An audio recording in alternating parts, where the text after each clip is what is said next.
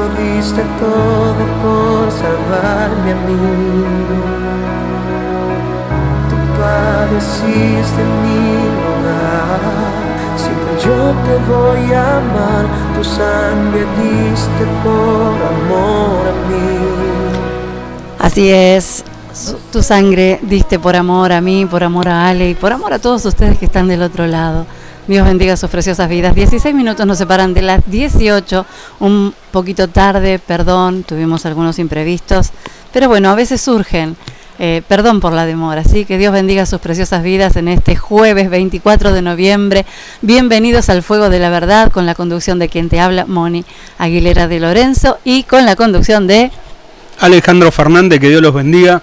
Estamos en un día de bendición para bendecirlos a ustedes, y que Dios nos bendiga tanto a ustedes como a nosotros, y que nos dé revelación, esa luz, esa alegría, ese gozo, esa gracia, ¿no? Porque la palabra de Dios dice, tomar de mí gracia sobre gracia y andar de victoria en victoria. Entonces es muy importante la gracia, es muy importante la gracia. ¿Cuál es la bendición que Dios tiene preparada para hoy, para nosotros, para ustedes?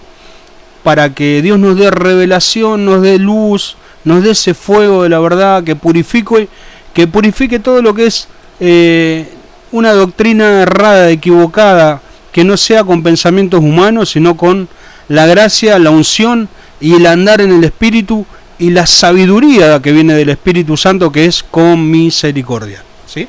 Amén. Yo creo, Ale, y te corrijo ahí, que la misericordia es fundamental en la vida del cristiano. Sin misericordia no podemos continuar, porque la ira de Dios se revelaría en nuestras vidas.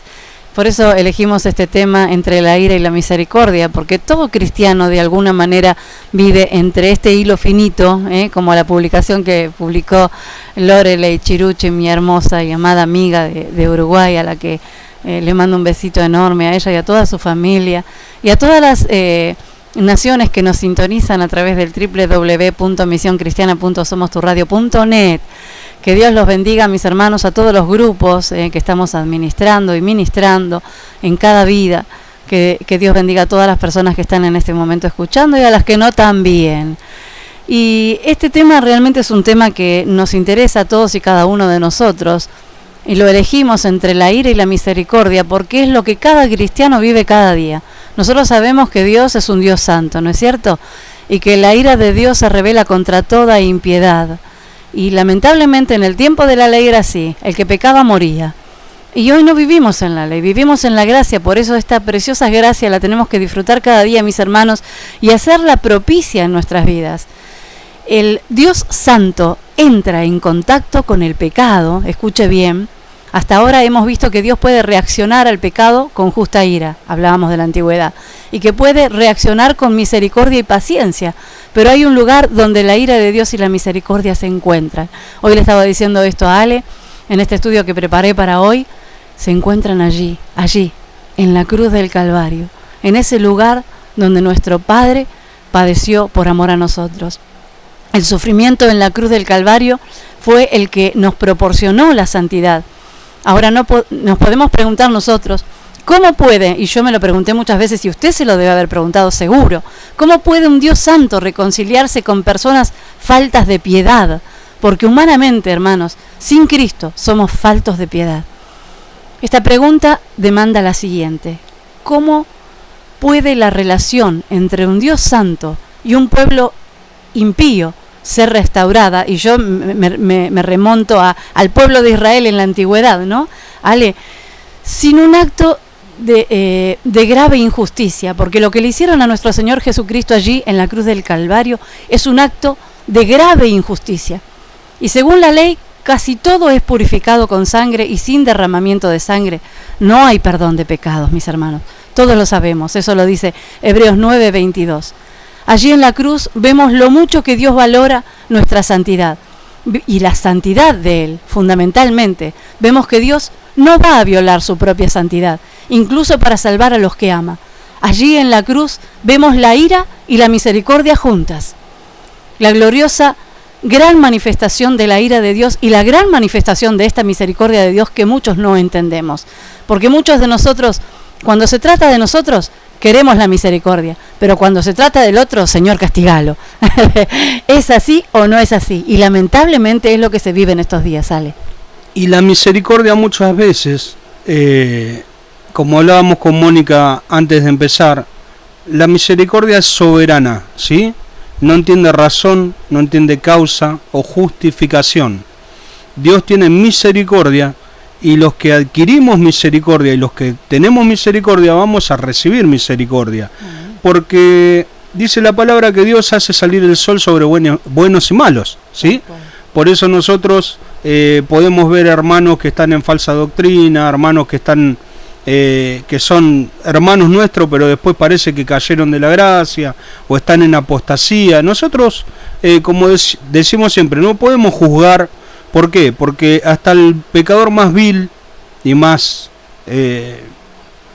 enemigo de la cruz de Cristo se puede convertir, volver a buscar a Dios, volver a las raíces, volver a lo que es una rendición total, una negación a sí mismo, volver a un encuentro personal con Dios. Si nosotros como cristianos y como hijos de Dios y como hijos del Dios de justicia y verdad, nosotros vamos a decir cuáles son el problema o como llamo la contaminación cuando estamos predicando la sana doctrina. No queremos que las personas adquieran esa contaminación o cuando alguien está hablando verdad y mezcla con mentira. Entonces los verdaderos cristianos, por misericordia de Dios, y por convicción de la verdad, no podemos quedarnos callados. Por eso la misericordia va mucho más allá. Nosotros no podemos decir los católicos se van al infierno. Por supuesto que la palabra dice que los idólatras no entrarán en el reino de los cielos, pero vamos a orar para que ellos salgan de ahí y se conviertan como nos convertimos nosotros, de los ídolos a Jesucristo, el Hijo de Dios, el Dios verdadero. Por eso nosotros tenemos que buscar la misericordia, buscarla a los perdidos, no decirle por un razonamiento bíblico o espiritual, vos te vas a ir condenado al infierno, vos te merecés ir al infierno, vos, por supuesto, si siguen en sus actos y no cambian, lamentablemente el que tiene el Hijo tiene la vida, pero el que no tiene el Hijo ya ha sido condenado.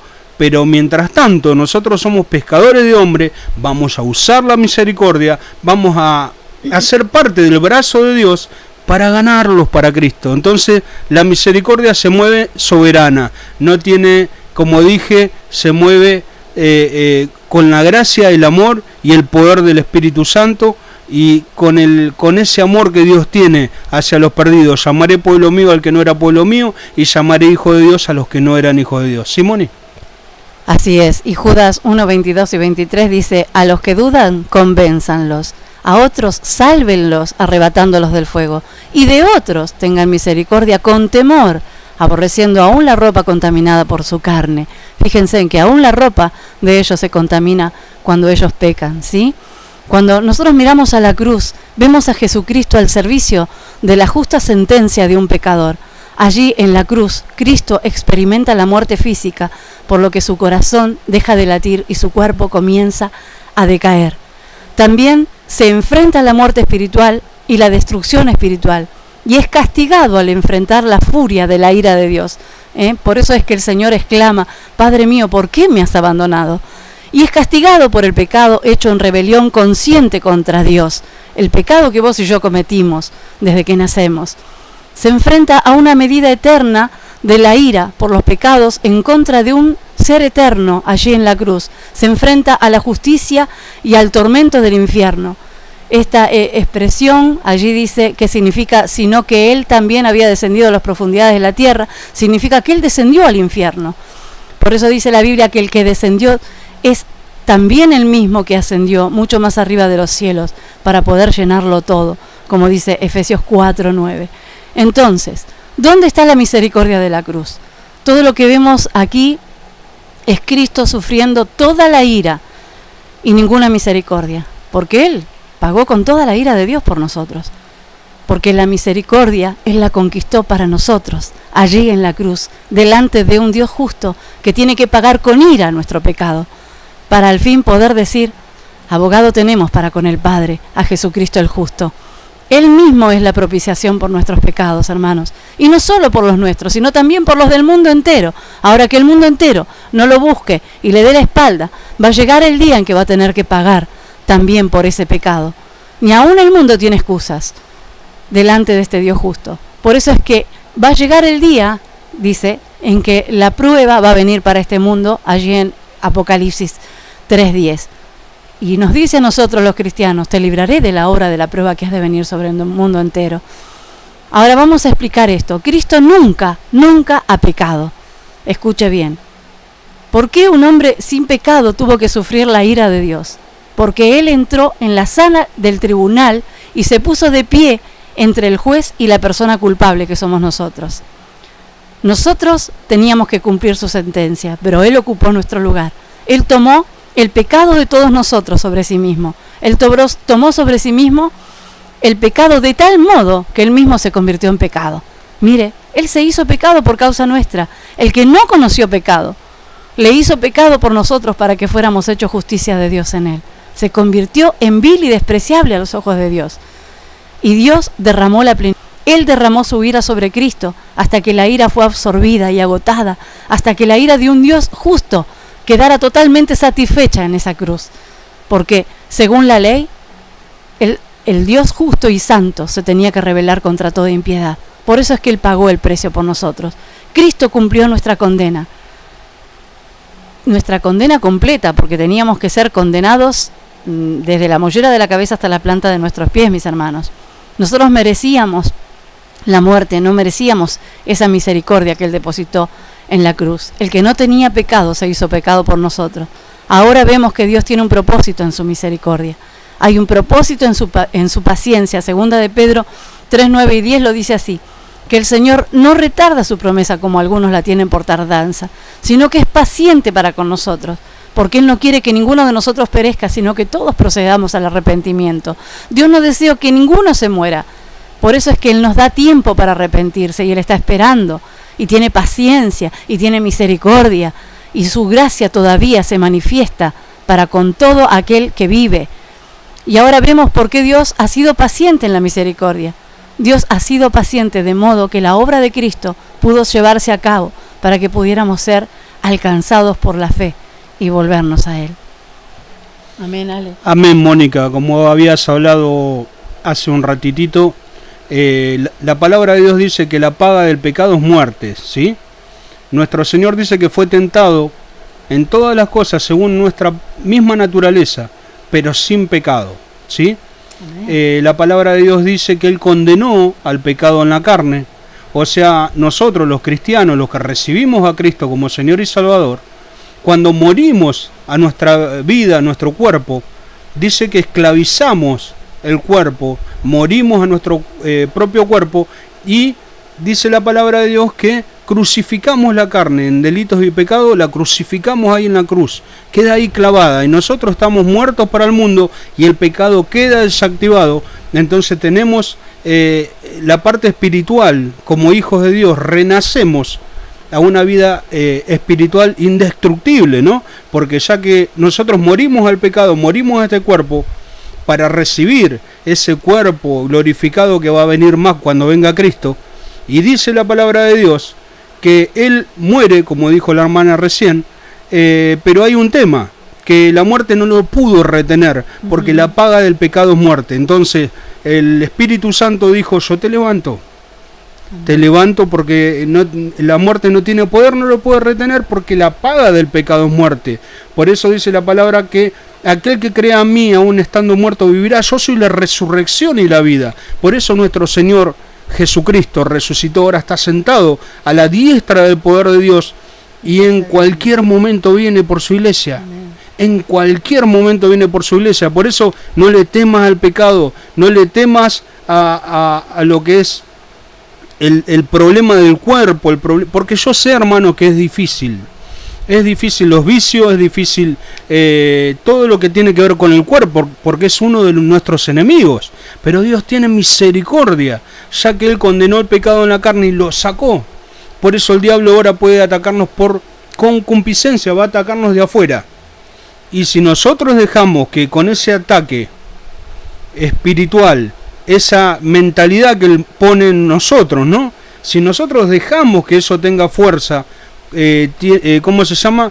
Viene a luz del pecado y después viene la muerte. Pero si nosotros, como dice la palabra, usamos ese yelmo para que esos ataques del enemigo, tenemos ese escudo de la fe para poder apagar todo dardo de fuego del enemigo, porque esa misericordia grande que es para nosotros tener la armadura de Dios, evita que toda concupiscencia venga a nuestra mente. Por eso tenemos que usar el yelmo, tenemos que usar ese casco, para poder decirle no a las cosas que nos hacen mal, no a las cosas que no vienen de parte de Dios, porque es muy difícil el ataque, porque el enemigo anda como león rugiente y viene a buscarnos y a tentarnos, y viene muchas veces con esos espíritus a venir a atormentarnos nuestra vida, nuestra familia, nuestro ambiente. Entonces, con la sangre de Jesucristo, con el poder de lo que es la armadura de Dios, con el poder del Espíritu Santo y su misericordia, que dice que tu misericordia vale más que mi vida, ¿no?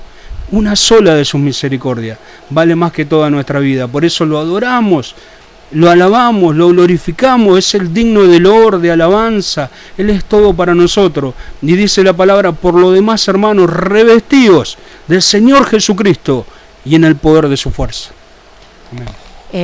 Renovaos en el espíritu de vuestra mente, dice la palabra de Dios, ¿no? Y cada día, mis hermanos, nos tenemos que renovar para avalar un poco lo que Ale está diciendo. El enemigo viene con un pensamiento a nuestras vidas y trata de interferir en el área de nuestras emociones. Y ahí es donde verdaderamente no lo tenemos que dejar. Porque justamente nos tenemos que renovar en el espíritu de nuestra mente. Y el espíritu es el que está en nosotros. Y nosotros tenemos que adquirir la mente de Cristo cada día. Porque cuando nosotros nos desviamos nuestra mirada, nuestra atención hacia el problema, hacia la angustia, hacia lo que nos hicieron. Lo digo, hermano, porque me ha pasado muchas veces. Por eso se los enseño, para que ustedes no caigan en lo mismo. Y ahí yo me he dado cuenta de que cuando el enemigo gana terreno, a veces mi esposo me lo tiene que hacer ver: Moni, le cediste toda el área de tus emociones al diablo. Y yo le digo: ¿y cómo fue?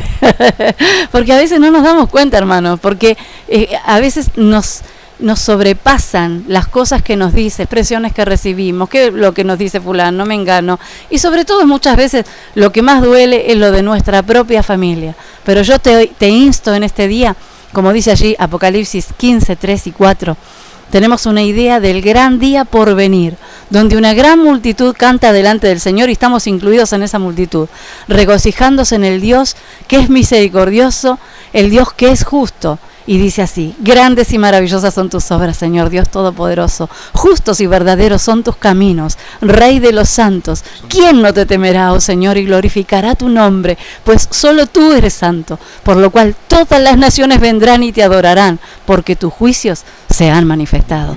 Amén, mis hermanos, sus juicios se han manifestado.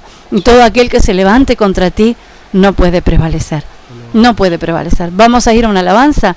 Y en un ratito volvemos con este preciosísimo tema. Quise dar esta introducción entre la ira y la misericordia, que todo lo encontramos allí en la cruz.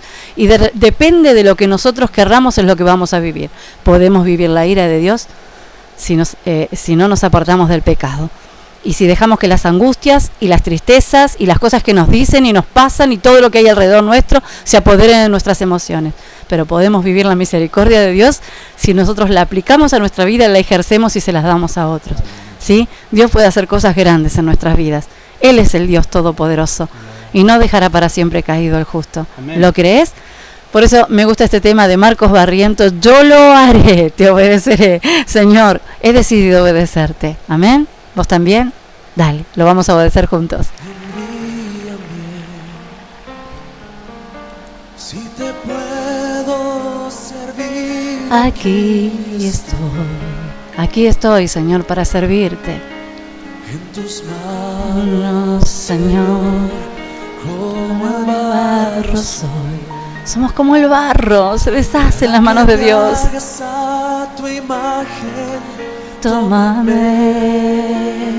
Tómanos, Señor.